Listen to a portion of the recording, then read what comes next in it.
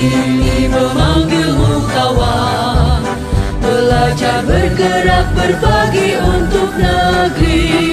Guru penggerak majukan pendidikan. Guru penggerak menghamba pada murid. Kreatif rancang pembelajaran. Hargai potensi, tingkatkan prestasi. Lahirkan profil pelajar Pancasila. Belajar bergerak berbagi untuk negeri. Kita menjalin kolaborasi. Bismillahirrahmanirrahim. Assalamualaikum warahmatullahi wabarakatuh. Waalaikumsalam warahmatullahi wabarakatuh. Alhamdulillahirabbil alamin wa bihi nasta'in wa ala umuri dunya waddin wa ala alihi wa sahbihi ajmain amma ba'du. Yang saya hormati Bapak dan Ibu guru beserta staf tata usaha, ya alhamdulillah pada hari ini bisa menyempatkan waktu untuk diseminasi tentang budaya positif pada penyebaran pemahaman dan penerapan pengalaman budaya positif pada modul 1.4. Sholawat dan salam marilah kita curahkan kepada baginda kita yakni Habibana wa Syafi'ina wa Maulana Muhammad sallallahu alaihi wasallam. Oke, Bapak Ibu, bagaimana kabarnya hari ini? Sehat? Sehat. Alhamdulillah sehat. Allahu akbar. Oke. Baik ya Bapak Ibu, terima kasih. Saya ucapkan terima kasih banyak karena sudah menyempatkan waktu untuk melihat diseminasi saya di hari Rabu tanggal 21 Agustus tahun 2024. Baik, lihat di sini saya sudah menyiapkan materi tentang penyebaran pemahaman dan penerapan pengalaman budaya positif pada modul 1.4 bersama saya Aang Siti Roma, calon guru penggerak angkatan 11 dari SMP Negeri 2 Cipanas, Kabupaten Lebak, Provinsi Banten. Oke, terima kasih. Di sini saya akan memperkenalkan fasilitator saya, yaitu Ibu Eli Hedartini, dan guru pengajar praktik saya yaitu Ibu Paniwati. Ini adalah fasilitator dan pengajar praktik saya yang beliau itu adalah super baik terhadap kami semua, terhadap para CGP. Oke, sebelum itu mari kita melakukan ice breaking terlebih dahulu. Karena kita former, jadi saya akan mengajak Bapak Ibu semua ini menyanyikan lagu profil pelajar Pancasila. Oke, boleh stand up Bapak Ibu semuanya? Oke. Mari kita pakai gerakannya Bapak Ibu.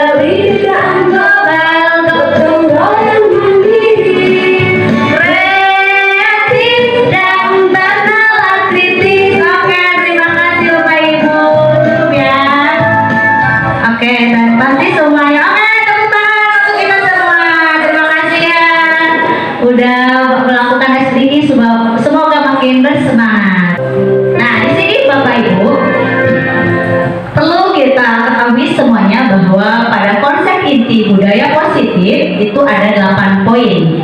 Yang pertama adalah perubahan paradigma baru, yang kedua adalah disiplin positif, yang ketiga nilai-nilai kebajikan, 4 kebutuhan dasar manusia, 5 motivasi perilaku manusia manusia, 6 posisi kontrol guru, 7 keyakinan kelas, dan yang terakhir adalah segi 3 restitusi. Di sini saya akan menjelaskan apa itu perubahan paradigma baru. Nah, di sini Bapak Ibu, sebelumnya saya mau tanya, pernah dengar nggak? Pasti bukan pernah nggak, pasti emang kita udah hormat. Tepuk tangan tuh kita semua untuk tahun sekarang kan semua jenjang ya. Kalau tahun sekarang baru tahun kemarin kita di sekolah kita melakukan cuma 1 jenjang itu di kelas 7, dan untuk tahun sekarang semuanya serentak harus semua jenjang. Oke, ada yang tahu nggak kira-kira apa itu pembelajaran berdiferensiasi? Oke, silakan. Apa itu pembelajaran berdiferensiasi? Pasti Bapak Ibu sudah melakukan di kelas, mungkin ya pasti udah tahu ya semuanya melakukan. Oke. Dengan Bu Ripa, menurut Bu Ripa apa itu pembelajaran berdiferensiasi? Terima kasih atas kesempatannya, Ibu. Menurut saya, kebetulan saya baru pertama kali memakai kurmer.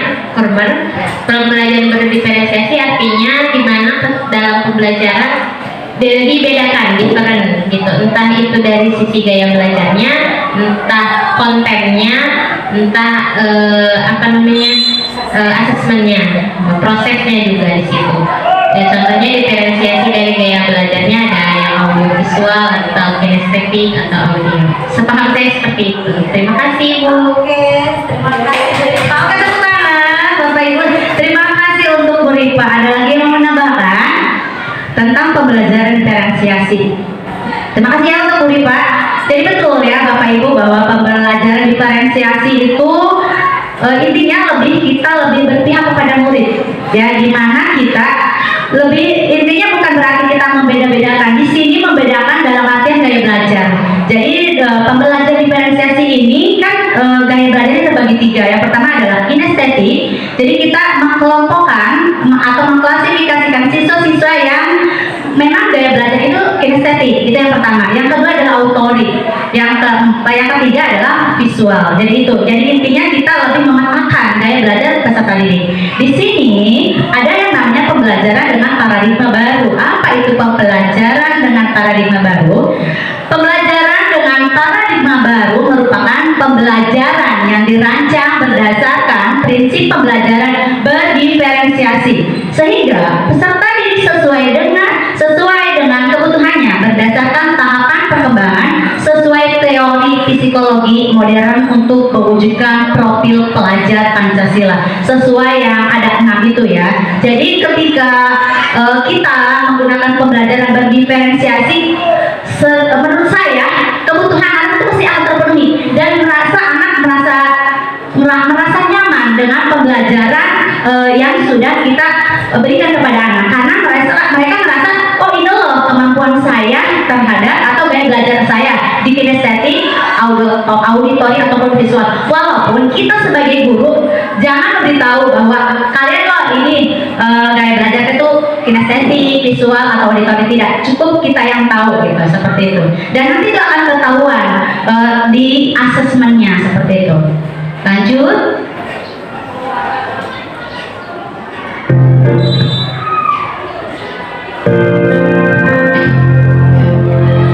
Nih, di sini ada miskonsepsi tentang teori kontrol.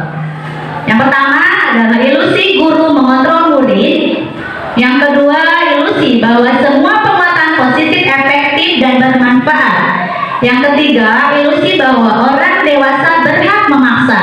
Dan yang keempat adalah ilusi bahwa kritik dan membuat rasa bersalah mampu menguatkan karakter. Itu yang ada pada konsepsi tentang teori kontrol. Nah, di sini Bapak Ibu, mengubah paradigma stimulus respon ke pendekatan teori kontrol. Tadi ada hubungannya dengan yang tadi. Di sini ada 2 bagan, di mana bagan pertama tentang stimulus respon tentang dunia, yang kedua teori kontrolnya tentang dunia. Kalau yang tadi ada stimulus ke respon, kalau sekarang yang bagan pertama, yang bagan kedua adalah teorinya. dunia, yaitu ada realitas atau kebutuhan kita sama. Sedangkan pada teorinya realitas atau kebutuhan kita berbeda. Itu.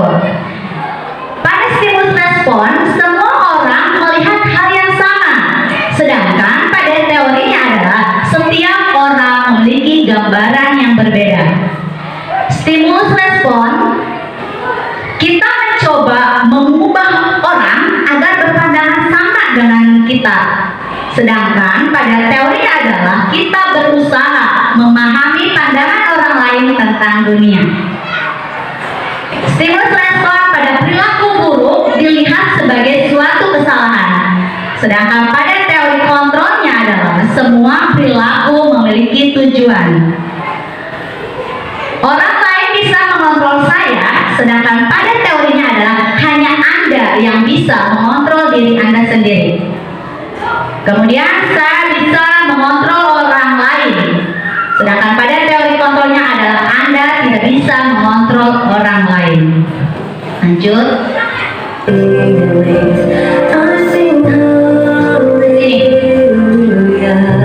Nah, di sini ada yang pertama adalah tadi tentang paradigma, yang kedua sekarang tentang disiplin positif. Apa sih disiplin positif itu? Gitu.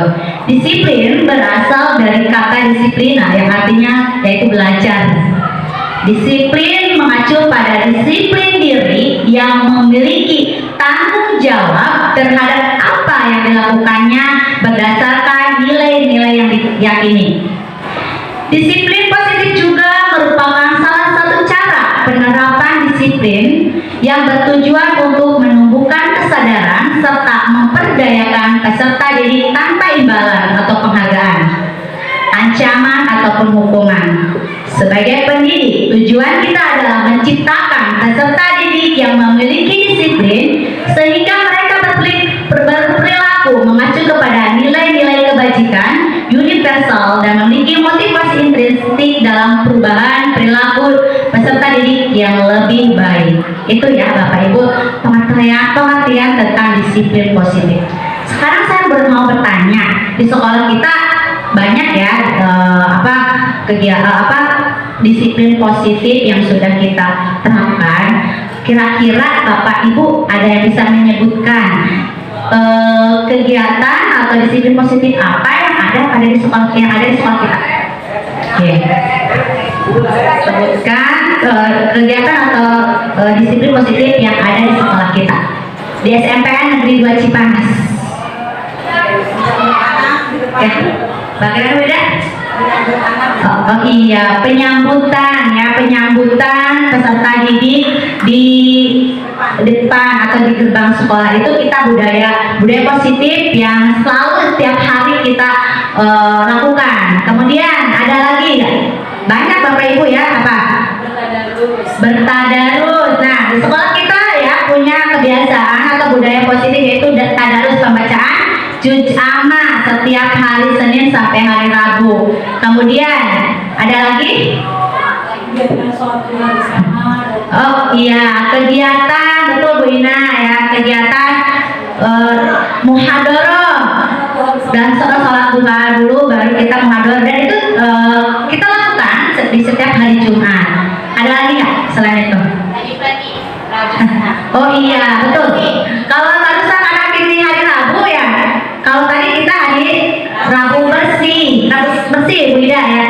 Nanti minggu depannya kita Rabu sehat. Jadi di SMPN 2 Cipanas ada yang namanya Rabhat dan Rapsi, Rabu sehat dan Rabu bersih. Ada lagi loh Bapak Ibu.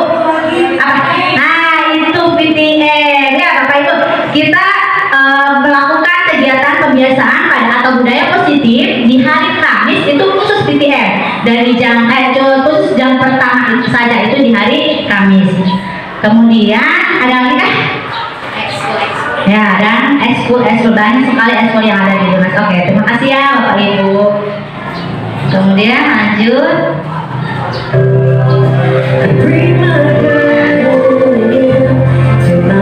Oke, yang pertama tentang paradigma baru, yang kedua tentang disiplin positif, dan sekarang tentang 3 nilai-nilai kebajikan. Nilai yang disepakati bersama lepas dan suku bangsa, agama, bahasa maupun latar belakangnya. Di sini ada contoh nilai kebajikan atau nilai kebajikan institusi atau organisasi. Pada profil pelajar Pancasila, contohnya itu beriman, bertakwa kepada Tuhan Yang Maha Esa dan berakhlak mulia, berkebinekaan global, gotong royong, mandiri, kreatif dan bernalar kritis. Kemudian nilai pada Primary Years Program yaitu toleransi, rasa hormat, integritas, mandiri, menghargai, antusias, empati, keingintahuan atau kreativitas, kerjasama, percaya diri dan komitmen. Dan yang terakhir adalah keterampilan hidup atau life skill. Apa? Yaitu dapat dipercaya, lurus hati, pendengar yang aktif, tidak merendahkan orang lain, dan memberikan yang terbaik pada diri. Itu adalah contoh dari nilai kebajikan institusi atau organisasi, terutama yang ada di SMPN Negeri 2 Cipanas. Lanjut.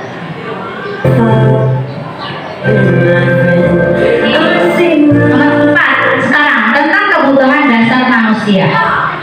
Kebutuhan dasar manusia adalah segala sesuatu yang kita lakukan untuk mendapatkan apa yang kita inginkan. Seluruh tindakan yang kita lakukan memiliki tujuan tertentu dan semua usaha terbaik yang kita lakukan adalah dalam rangka agar kebutuhan dasar terpenuhi dengan baik.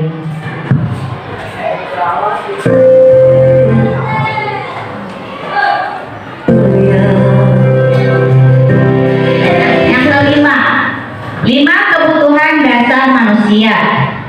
Yang pertama adalah bertahan hidup. Yang kedua, rasa kasih sayang dan rasa diterima. Yang ketiga adalah penguasaan. Yang keempat adalah kebebasan. Dan yang terakhir atau yang kelima yaitu kesenangan. Contoh dalam bertahan hidup: makan, pakaian, tempat tinggal, keamanan, dan kesehatan. Itu adalah 5 kebutuhan dasar manusia pada bertahan hidup. Yang kedua, bagaimana dengan rasa kasih sayang dan rasa diterimanya? Yang pertama adalah rasa diterima. Dia ingin dipedulikan, berbagi, bekerja sama, menjadi bagian dalam kelompok. Yang ketiga adalah penguasaan. Apa contohnya? Harga diri, gitu ya. Keinginan untuk dianggap, memimpin, berprestasi. Lanjut, kemudian kebebasan. Apa itu? Pada kebebasan mandiri, memiliki pilihan, mencoba hal baru, mampu mengendalikan dirinya. Dan yang terakhir adalah kesenangan, bermain, humor, antusiasme, tertawa. Itu adalah 5 kebutuhan dasar pada manusia yang harus kita miliki.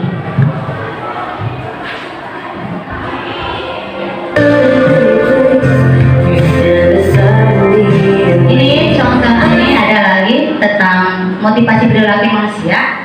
Jadi motivasi perilaku manusia itu terbagi 2. Yang pertama adalah motivasi ekstrinsik, yang kedua adalah motivasi intrinsik. Contohnya apa? Di situ apa tujuan? Bukan contoh ya. Tujuannya apa? Untuk menghindari ketidaknyamanan atau hukuman. Itu motivasi ekstrinsik. Kemudian yang kedua, untuk mendapatkan imbalan atau penghargaan dari orang lain. Nah, pada motivasi intrinsiknya, tujuannya itu untuk menjadi orang yang mereka inginkan dan menghargai diri sendiri dengan nilai-nilai yang mereka percayai. Itu adalah motivasi perilaku manusia.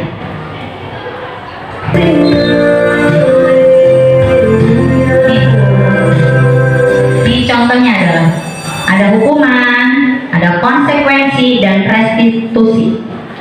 Pada hukuman, apa poinnya? Tidak terencana atau secara tiba-tiba. Kemudian murid tidak tahu apa yang akan terjadi atau dilibatkan. Bersifat satu arah, berupa hukuman. Pada konsekuensi, poinnya yaitu terencana atau disepakati sesuai peraturan. Murid tetap dibuat tidak nyaman sikap guru selalu memonitor murid. Dan pada restitusi, proses menciptakan kondisi bagi murid untuk memperbaiki kesalahan atau proses kolaboratif yang mengajarkan murid untuk mencari solusi sendiri. Itu adalah poin-poin yang ada pada hukuman, konsekuensi, dan restitusi.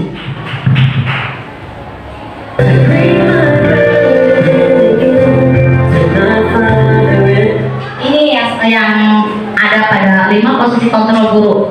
Sebagai apa? Pertama adalah sebagai penghukum. Yang kedua juga sebagai teman. Ada juga yang sebagai pembuat merasa bersalah, sebagai pemantau, dan sebagai manajer. Sebenarnya Bapak Ibu, kalau udah belajar ke sini tuh seru, menurut saya seru banget. Jadi kita lebih langsung terjun ke siswa. Di sini ada contoh penerapan 5 posisi kontrol guru. Kira-kira kita termasuk pada 5 posisi kontrol guru yang mana nih Bapak Ibu ya nih? Ada kasus ceritanya gini, siswa tidak memakai atribut lengkap saat upacara bendera. Itu kasusnya. Kita lihat, kita introspeksi diri ya Bapak Ibu. Kita termasuk 5 posisi kontrol yang guru yang mana? Sebagai penghukum kah, sebagai pembuat rasa bersalah kah, sebagai manajer kah, sebagai pemantau kah, atau sebagai teman? Nanti kita lihat ya. Contoh pada posisi kontrol guru penghukum, kata guru, hormat pada bendera selama 1 jam. Mungkin kalau dulu masih bisa seperti itu ya Pak Iman ya. Saya pengalaman Pak dulu jadi siswa, hormat pada bendera selama 1 jam. Dulu mungkin masih menggunakan seperti itu hukumannya ya. Tapi kalau seperti untuk sekarang nggak tahu ya Pak. Makanya kita introspeksi diri sebagai guru. Apakah sebagai penghukum? Kalau contoh sebagai penghukum itu hormat pada bendera selama 1 jam. Kemudian bagaimana 5 posisi kontrol pada pembuat rasa bersalah? Bagaimana contohnya? Berapa kali ibu harus memberitahu kamu selalu saja mengecewakan ibu. Pernah nggak kita berkata itu? Pasti secara tidak sadar kita pernah berkata itu ya. Sering ya, betul Wina, sering. Kemudian bagaimana pada manajer? Contohnya begini, apakah kamu tahu kesalahanmu? Kira-kira bagaimana kamu memperbaiki kesalahanmu? Itu adalah salah satu contoh dari penerapan posisi kontrol guru pada manajer. Kamu? Oke, manajer.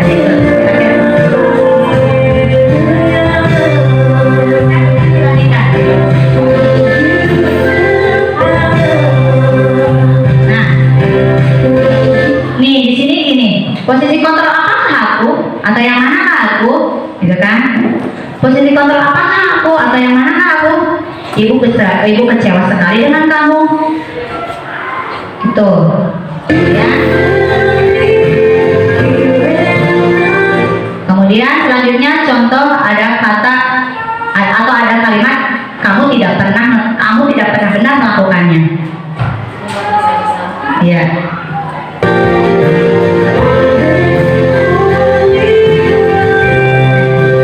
Kemudian apa rencanamu untuk menyelesaikan masalah ini? Oke, itu manajer.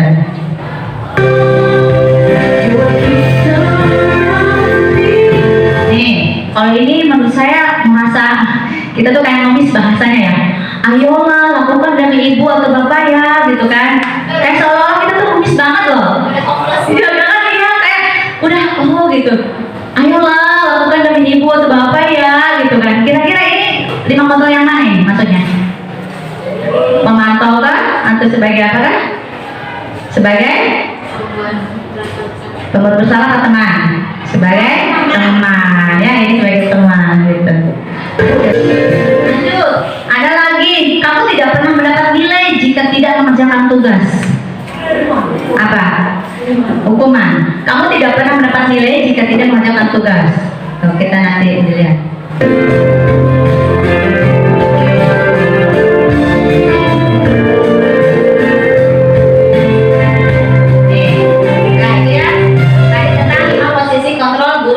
Ingat, ada berapa Bapak Ibu tadi? Ada 5. Yang pertama ada sebagai penghukum, yang kedua sebagai teman, yang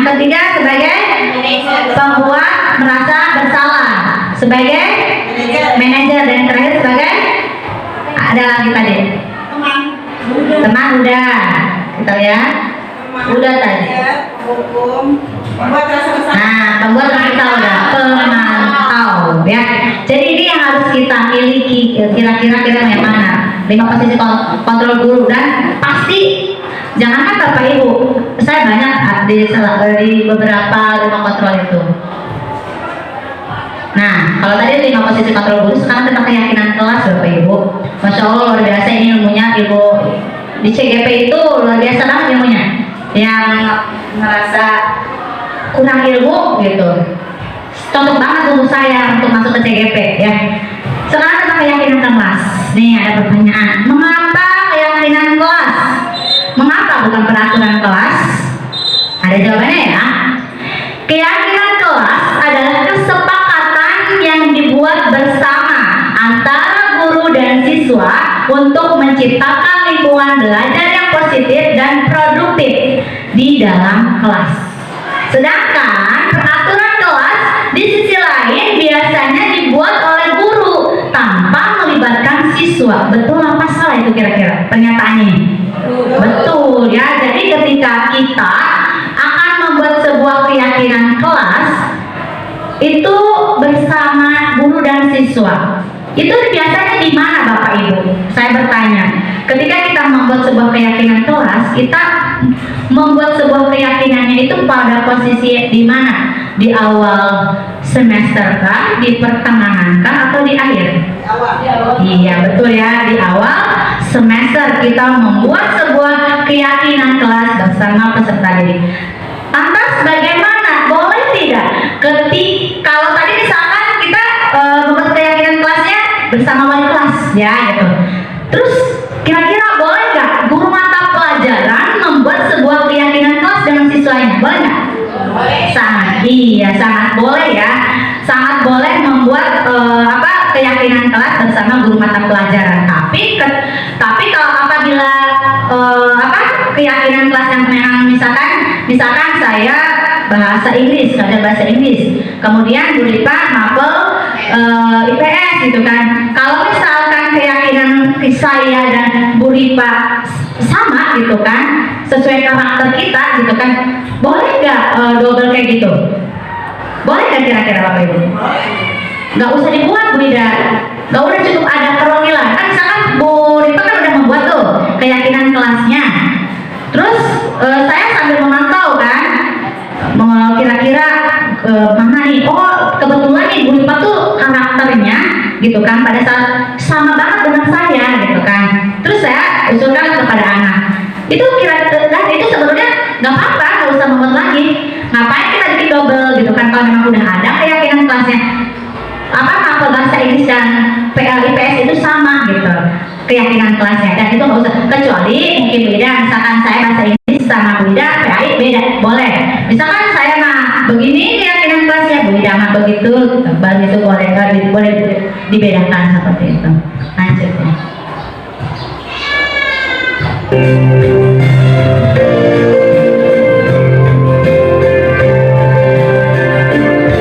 Di sini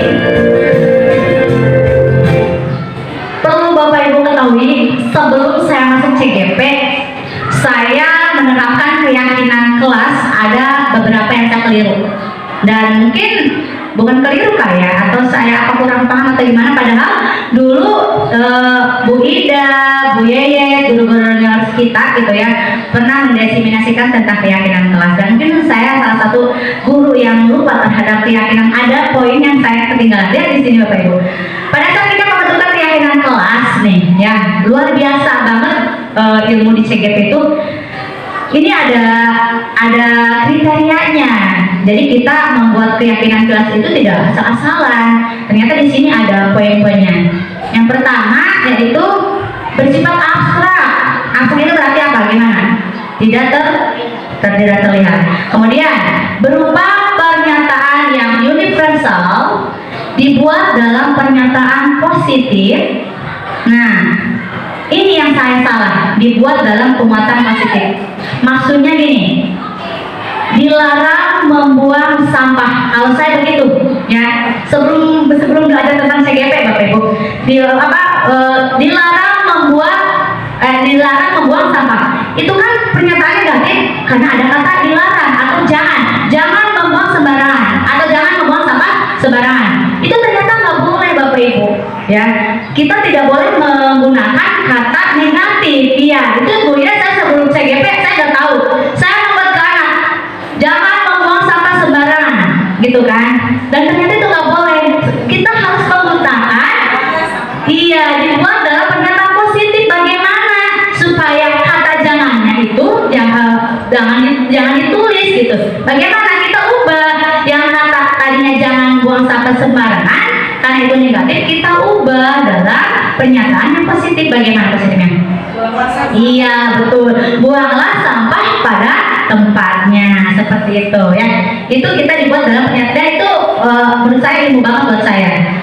Kemudian sedikit saja agar mudah diingat, jangan banyak-banyak, minimal 8 lah, yang kita sesuaikan dengan karakter kelas kita gitu kan, nggak usah banyak-banyak. Yang penting anak bisa ingat, bisa mematuhi keyakinan tersebut. Kemudian sesuai dengan kondisi kelas dan sekolah sehingga mudah diterapkan. Jangan kita pengen keyakinan kelas ini sedangkan tidak disesuaikan dengan lingkungan sekolah kita. Jangan keluar dari itu ya, saya harapkan jangan. Kemudian semua warga sekolah atau warga kelas dilibatkan saat membuat keyakinan kelas. Kenapa sih fungsinya semua warga kelas itu harus dilibatkan? Untuk apa tujuannya? Kenapa harus dilibatkan? Boleh cuma 2 siswa bersama 1 guru? Boleh tidak kira-kira? Tidak boleh. Kenapa? Kurang sah gitu kan? Karena kenapa? Iya, ini kan sebuah keyakinan kelas, ya, bukan keyakinan antara siswa yang satu dengan guru, tidak. Keseluruhan kelas supaya mereka tahu loh, ini yang harus mereka patuhi, keyakinan ini loh yang harus mereka patuhi, gitu. Jadi seluruh warga kelas harus terlibat pada pembuatan atau pembentukan keyakinan kelas tersebut, gitu. Itu ya, salah satunya. Kemudian, oke, ya, boleh. Kita kan bikin di awal semester. Ya.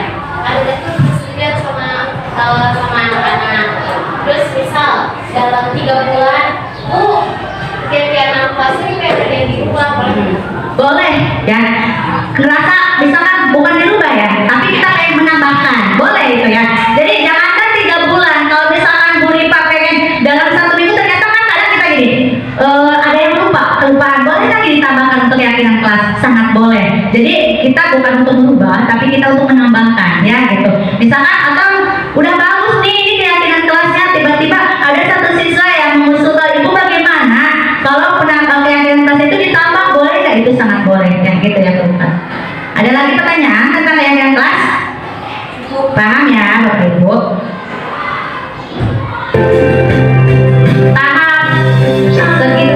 Tahapan segitiga restitusi. Ini adalah pengertian tentang restitusi. Apa itu restitusi? Restitusi berfokus pada solusi atau pemecahan masalah yang bisa dilakukan bukan pada masalahnya. Bukan pada masalahnya, ingat ya situ kita garis bawahi, bukan pada masalahnya, tapi pada sebuah cara menanamkan disiplin positif pada murid. Restitusi mengajak murid untuk mengidentifikasi kembali tindakannya sehingga dia bisa menganalisis dan memikirkan langkah yang tepat dalam pemecahan masalahnya. Itu menurut Dian Diosen gitu. Jadi pada pengertian restitusi ini kita jangan melihat pada masalahnya. Kalau melihat masalahnya itu pasti rumit Bu ya. Tapi kita lebih ditekankan kepada ini, menanamkan disiplin positif pada murid. Nah di sini ada 3 ya. Tahapan segitiga restitusi ada 3. Yang pertama adalah stabilkan identitas. Yang kedua, validasi tindakan yang salah. Dan yang ketiga adalah menanyakan keyakinan.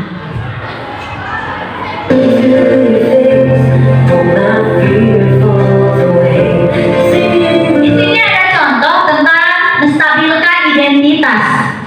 Kalau Bapak Ibu yang belum tahu ya, ini sangat boleh Ibu Bapak Ibu praktekkan. Kemarin saya sudah praktekkan kepada siswa. Jadi pada tahap menstabilkan identitas itu berdasarkan prinsip membuat kesalahan adalah proses pembelajaran. Contohnya tuh Bapak Ibu kata-katanya seperti itu. Jadi ketika Bapak Ibu mana pada saat saya menstabilkan identitas itu kata-katanya, boleh pilih salah satu dari itu. Berbuat salah itu wajar nak, gitu ya. Kemudian tidak ada manusia yang sempurna, gitu. Kemudian Bapak Ibu juga pernah melakukan itu kok. Kemudian Bapak atau Ibu juga tidak mau mencari siapa yang salah, tapi Ibu ingin mencari solusi dari permasalahan ini. Kamu berhak merasa begitu. Ini adalah contoh-contoh kalimat pada saat menstabilkan identitas. Di sini yang kedua, pada validasi tindakan yang salah. Berdasarkan prinsip setiap perilaku berupaya memenuhi kebutuhan tertentu. Ini contoh kalimatnya Bapak Ibu. Kamu pasti punya alasan mengapa melakukan itu. Padahal kamu bisa melakukannya. Yang lebih buruk dari ini ya, kamu patut bangga karena telah melindungi sesuatu yang penting bagi kamu. Kamu melakukannya karena mempertahankannya. Bapak Ibu boleh menggunakan salah satu contoh kalimat ini, sesuaikan dengan apa yang sudah terjadi pada siswa gitu kan. Oh Bapak Ibu pengen menanyakan apa, boleh pilih salah satu contoh ini, kata-katanya atau kalimatnya. Kemudian terakhir yaitu tentang keyakinan, menanyakan keyakinan. Berdasarkan prinsip teori kontrol bahwa belum ke sini. Nah,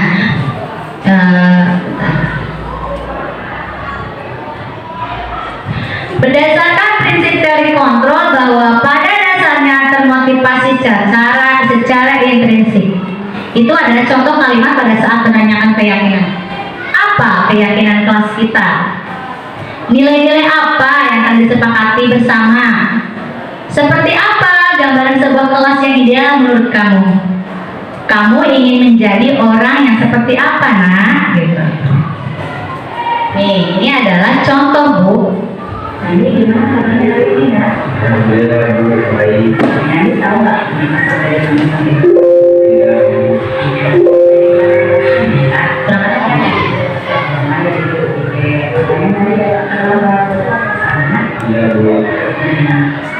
Ini adalah saya menanyakan tentang pada penerapan segitiga restitusinya itu menstabilkan identitas.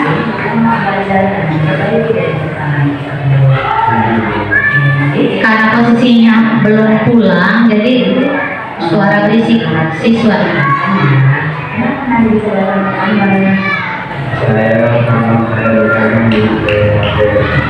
Kamu tahu sekolah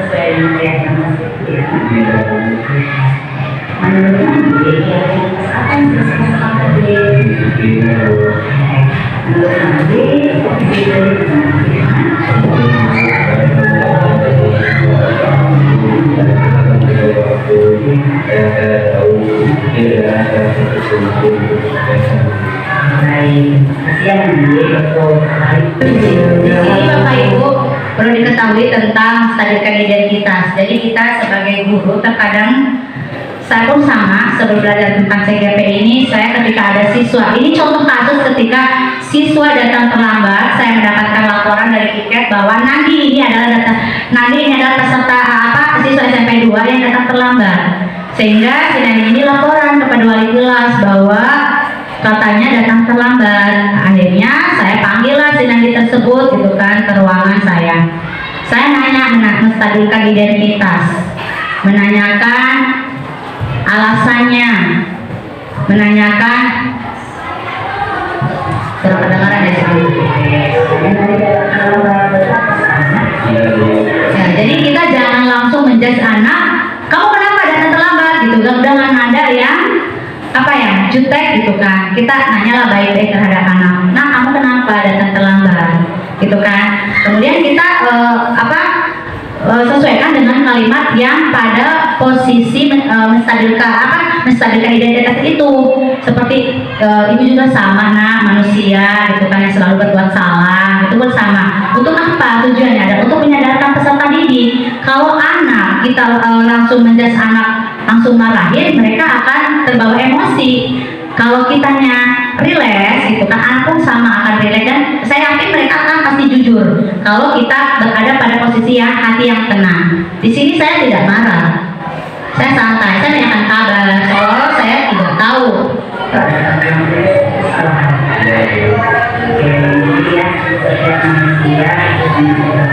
Setiap manusia punya kesalahan, itu poin pentingnya pada menstabilkan identitas. Harus ada harus menggunakan kata-kata itu. Kemudian pada validasi tindakan yang salah, di sini ada kalimat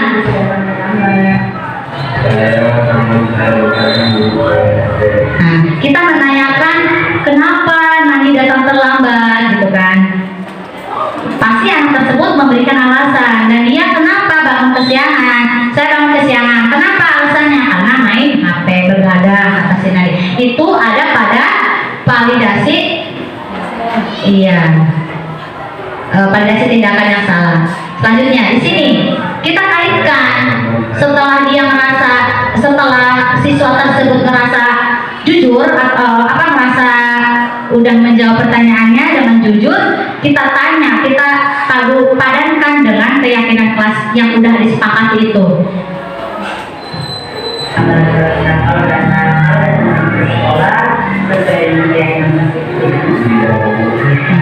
Datang terlambat ke sekolah sesuai keyakinan kelas kita tidak. Pasti anak akan menjawab tidak, karena pada keyakinan kelas kita udah membuat harus datang tepat waktu. Itu kalimat positifnya ya, harus datang tepat waktu. Sedangkan saya tadi nanya apakah sesuai dengan keyakinan kelas kita, dan Nandi menjawab tidak, Bu. Gitu.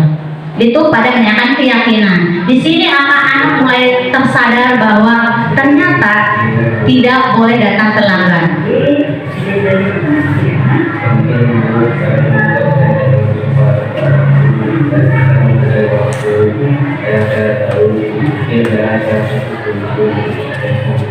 Kita tanya juga, jangan lupa, menurut Nandi keyakinan kelas ini penting nggak? Dia jawab penting. Kemudian apakah apa tadi? Data apa sih di sini? Intinya pada proses menanyakan keyakinan ini anak akan tersadar dengan kesalahan dia sendiri tanpa harus kita bentak-bentak, tanpa harus kita marahin ya. Ini dengan contoh penerapan segitiga restitusi ini akan membuat anak merasa muncul tujuannya apa tadi di sini? Nih, ya kan? Bukan pada masalahnya intinya. Saya tidak mengorek-orek terlalu dalam tentang masalahnya. Saya cuma menanyakan nanti kenapa datang terlambat. Cuma itu saja. Tapi saya lebih fokus menanamkan disiplin positif bagi Nandi. Keyakinan kelas itu penting tidak? Dan itu dia jawab itu penting. Gitu. Lanjut ya. Itu adalah bagian tentang restitusi. Kemudian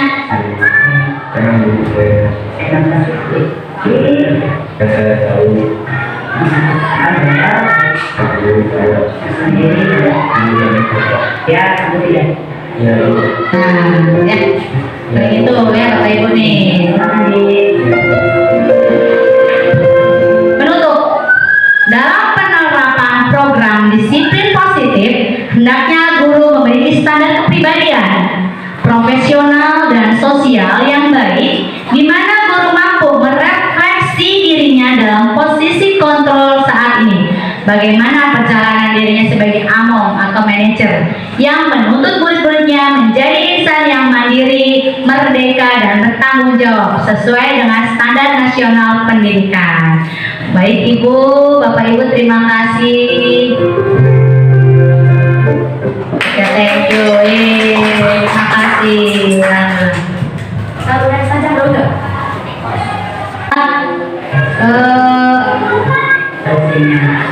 Ya, tadi adalah pemaparan tentang segitiga restitusi. Oke, kira-kira Bapak Ibu ada pertanyaan tentang materi yang sudah saya jelaskan terkait budaya positif pada modul 1.4 ini, bagaimana menurut Bapak Ibu? Apakah merasa materi CGP ini menurut Bapak Ibu gimana? Kalau menurut saya tuh Bapak Ibu ya, ini luar biasa banget, sumpah ya. Berarti saya nggak salah. Tujuan saya mengikuti CGP itu saya nggak salah gitu kan. Karena kenapa? Saya pengen mendapat ilmu. Tujuannya adalah, dan itu alhamdulillah luar biasa banget.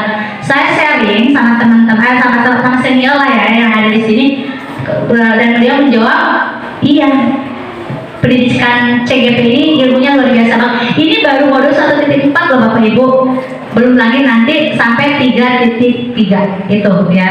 Saya mau menghadap 2.1. Doain ya Bapak Ibu biar lancar. Selamat. Oke. Kira-kira ada pertanyaan tidak tentang ini menyebarkan pengalaman di sini pada poin-poinnya ya? Nih ternyata di sini ada berapa tadi? 8. Mundur dikit. Ini ya. Kira-kira materi mana Bapak Ibu yang menurut Bapak Ibu tergugah gitu atau menarik lah gitu ya? Kalau saya itu iya betul Bu Rifa. Saya tuh sangat tertarik banget dengan materi segitiga restitusi gitu. Kenapa? Karena selama ini saya tuh salah gitu. Saya selalu jadi penghukum ya, bukan sebagai manajer, bukan pula sebagai teman, tapi saya lebih kepada penghukum. Saya langsung menjudge anak ketika anak melakukan kesalahan gitu loh. Kamu kenapa? Gitu, langsung emosi. Tapi alhamdulillah ada imannya. Dengan CGP ini saya tahu bagaimana tahapan-tahapan segitiga restitusi. Yaitu ada berapa tadi Bapak Ibu? Ada 3. Yang pertama, yang menstabilkan identitas. Yang kedua, validasi tindakan yang salah. Dan yang ketiga adalah meyakinkan keyakinan itu. Iya, menanyakan keyakinan. Itu sangat seru banget ya Bapak Ibu. Dan ada lebih juga tentang keyakinan kelas itu. Saya lucu Bapak Ibu ya. Ternyata kata saya waktu bimbingan Jimit Rukol sama fasilitator saya tentang keyakinan kelas itu, saya membuat negatif Bapak Ibu. Dilarang membuang sampah, kemudian tidak boleh ngobrol pada saat guru sedang menjelaskan. Kan itu ada kalimat negatifnya. Sedangkan dalam prosesnya kita tidak boleh membuat keyakinan kelas ada pernyataan negatif, harus menggunakan pernyataan yang positif gitu. Kayaknya harus cek lagi gitu. Ya, saya baca kemarin masih ada yang negatif. Ya, masih ada yang negatif. Nggak apa-apa ya, kita sharing. Saya di sini bukan menggurui ya Bapak Ibu. Saya pun sama masih belajar, di mana saya suruh mendesiminasikan, berbagilah bersama Bapak Ibu yang bukan saya rasa pintar bukan ya. Saya mendapatkan ilmu dari pendidikan guru penggerak, saya sharing lagi ke Bapak Ibu gitu ya. Silahkan yang merasa keyakinan kelasnya itu masih menggunakan ya kalimat negatif, karena udah mendapatkan ilmu dari saya, boleh ganti ya. Jadi yang tadinya ada kata jangan atau tidak itu dirubah ke kalimat yang positif. Oke, saya mau nanya ke Bu Imas. Udah. Nanya ke Bu Imas, kira-kira keyakinan kelas apa? Bu Imas bukan ini ya, wali kelas ya, saya lupa ya, Bu Ito ya, gitu. Ya, Bu Ito udah membuat keyakinan kelas dengan kata yang apa? Bu Ito menggunakan positif apa negatif? Sepertinya ada kata negatif. Sepertinya ada ya, nggak apa-apa ya, kita masih proses belajar. Contohnya kalau misalkan Bu Ito negatif itu seperti apa? Oh iya, kalau misalkan tidak melaksanakan tiket, akan sanksi sekian. Iya.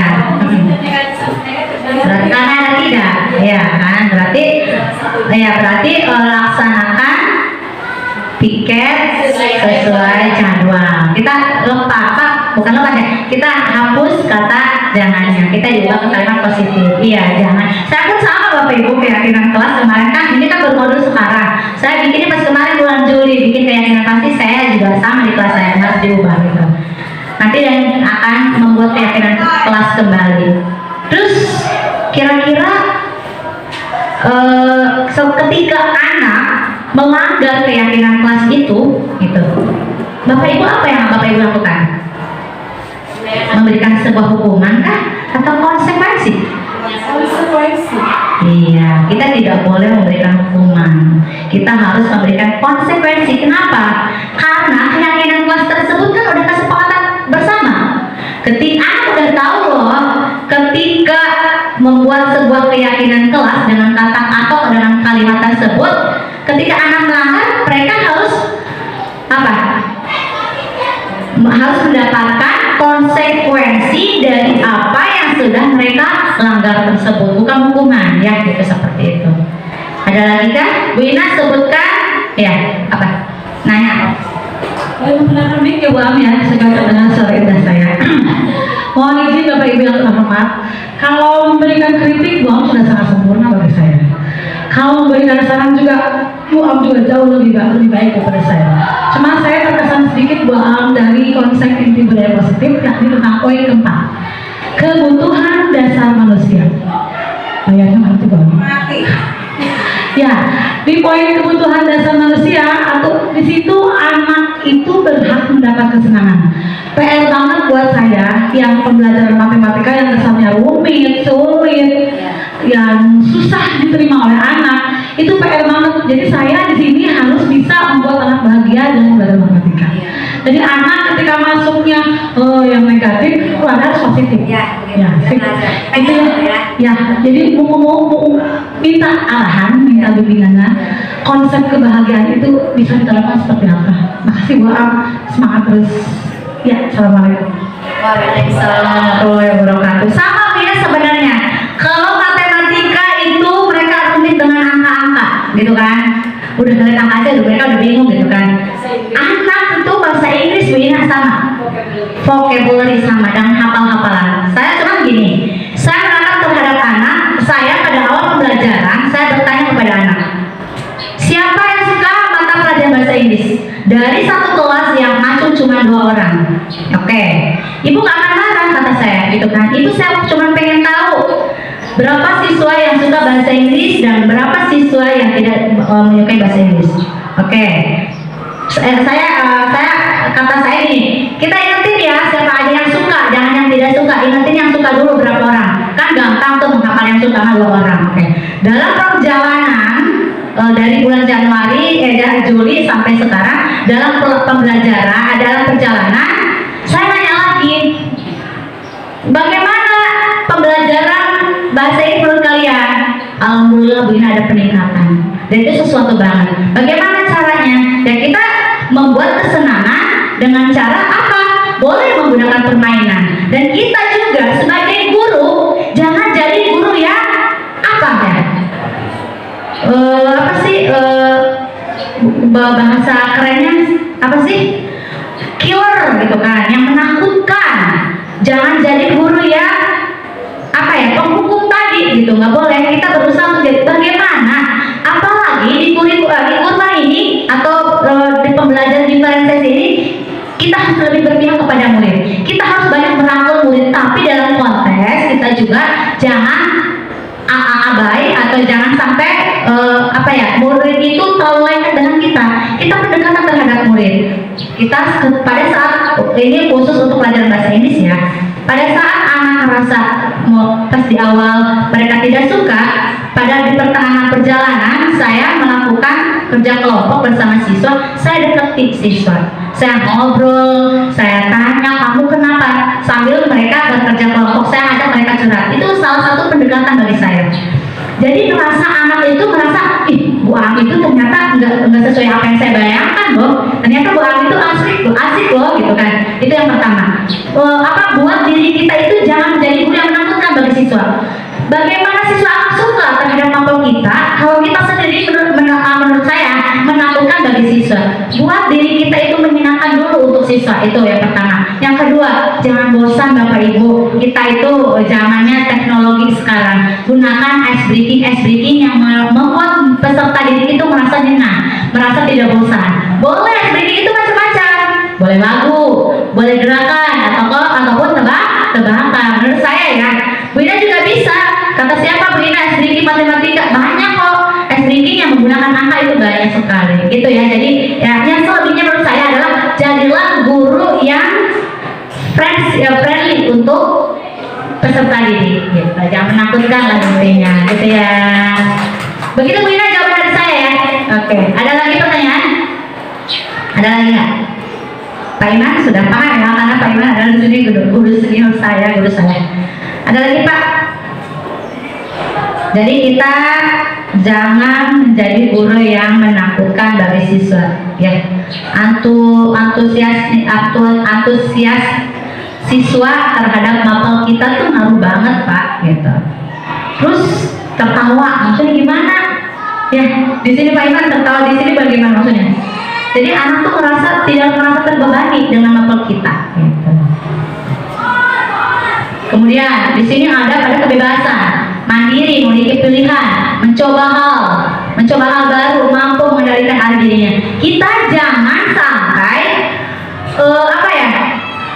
membatasi kebebasan terhadap peserta didik. Contoh gini, Ibu ada yang bertanya nggak? Misalkan kata saya gini, kita harus memberikan sebuah kebebasan. Ada yang bertanya tidak?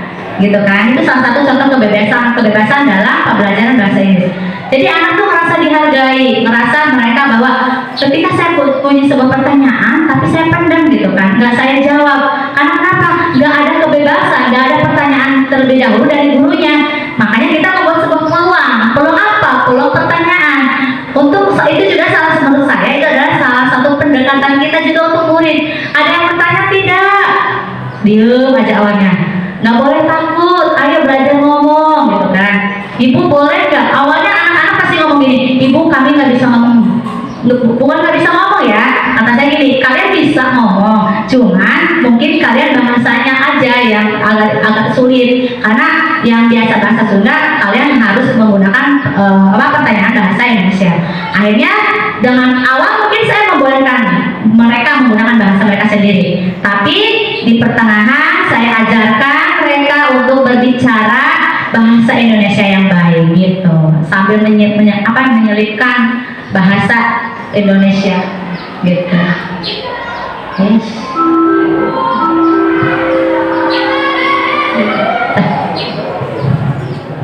Ada yang mau ditanyakan lagi Bapak Ibu?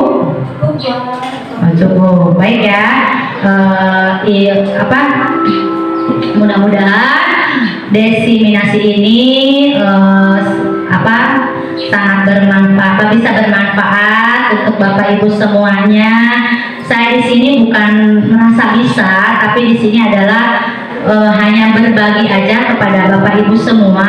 Mudah-mudahan ilmu yang udah saya sampaikan ke Bapak Ibu dapat bermanfaat dan bisa dipraktekkan ya, tentunya pada tadi kata Bu Ripa tentang segitiga restitusi gitu, dan bisa perbaikan pada keyakinan kelas gitu ya Bapak Ibu. Mungkin cukup sekian dari saya, mohon maaf apabila ada kesalahan dari saya. Wabillahi taufiq wal hidayah. Assalamualaikum warahmatullahi wabarakatuh. Waalaikumsalam warahmatullahi wabarakatuh. Saya Rifatul Mahmudah, guru IPS di SMP Negeri 2 Cipanas, ingin memberikan testimoni terkait budaya positif yang didesiminasikan oleh CGP Angkatan 11 Ibu Aham Siti Rohmah. Di mana ketika melakukan desiminasi tersebut, saya merasa diberikan pengetahuan terbaru terkait yang paling saya berkesan, yaitu terkait restitusi, di mana dalam desiminasi tersebut diberitahukan bahwa ada namanya segitiga restitusi ketika kita ingin mendisiplinkan atau menyelesaikan masalah yang anak dapat. Itu yang paling berkesan menurut saya, karena memang itu pengetahuan baru sebagai saya yang belum pernah mengikuti CGP tersebut. Terima kasih. Assalamualaikum warahmatullahi wabarakatuh. Ya, bismillahirrahmanirrahim. Assalamualaikum warahmatullahi wabarakatuh. Perkenalkan, nama saya Ina Risnawati SPD, guru matematika di SMP Negeri 2 Cipanas. Di sini saya akan memberikan umpan balik terhadap desiminasi dari Bu Aham Siti Rohmah CGP Angkatan 11 tentang budaya positif di SMP Negeri 2 Cipanas. Pertama, saya merasa senang berikut bangga terhadap pencapaian dari Bu Hamsitur Rahmah selama melakukan pendidikan CKP tersebut.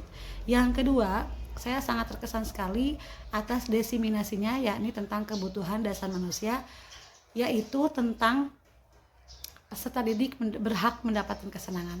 Insya Allah saya akan terapkan di pembelajaran saya di pelajaran matematika. Yang terakhir, semangat terus Bu Am, terus berkarya, terus berilmu, dan terus bermanfaat buat kami semua. Terima kasih. Assalamualaikum warahmatullahi wabarakatuh.